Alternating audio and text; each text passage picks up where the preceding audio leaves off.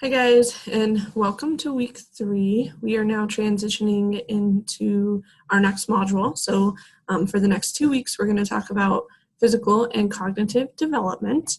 This week, we're going to really focus on physical development, and then next week, we will transition into cognitive development. However, this week, I want you to really pay close attention to how children develop physically, because ultimately it is tied to cognitive development, and we'll talk about how those two intersect and interplay with each other. Also, make sure that you really understand the difference between fine and gross motor skills and what those look like in infants and all the way up into preschool.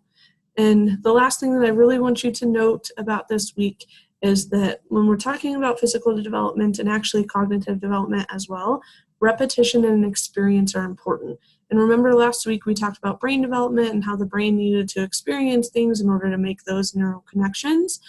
It's the same thing with physical and cognitive development, because what those are neural connections. So repetition and experience is so important in a variety of experiences. And we'll continue to have those discussions as we move along. A couple reminders. Everything in this course is due on Sunday of each week. So whatever homework we are assigning, it's always going to be due on Sunday. If for some reason those dates don't align, please reach out to me and let me know. This week you have a discussion question due, and then your first resource collection item.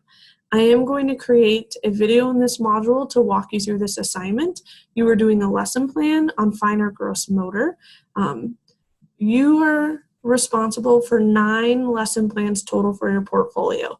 However, over the next several weeks, we're going to be turning in only 1 lesson plan at a time, but I've given you the option to turn in 2 or 3 at a time or just the 1.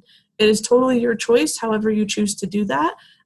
Just note that you will have 9 total over a period of time. So for example, for this week, you can turn in either a fine motor or a gross motor lesson plan, or you can turn them both in. You need both for your portfolio, but totally up to you about how you choose to do it. And I'm going to walk you through this resource collection item as well, and it'll be in a video underneath the screencast for this week. And then lastly, I just wanted to give a reminder about coaching. One of you has already reached out to me and said that you're interested in that. But if you're looking for some additional support, just go ahead and let me know. We have coaches on staff who will either come to your site and meet with you face-to-face for those of you that are in Denver, or for Ashley, it could be virtual sessions. And they're really there for anything. They can support with homework. They can help you just develop skills around the CDA, whatever it is. But we do offer about 10 hours of coaching through the course of this training. So reach out to me if that's something of interest of you. Other than that, we'll see you guys on Tuesday evening for our face-to-face meeting from 6:30 to 7:30. Have a good rest of your week. I guess a good weekend.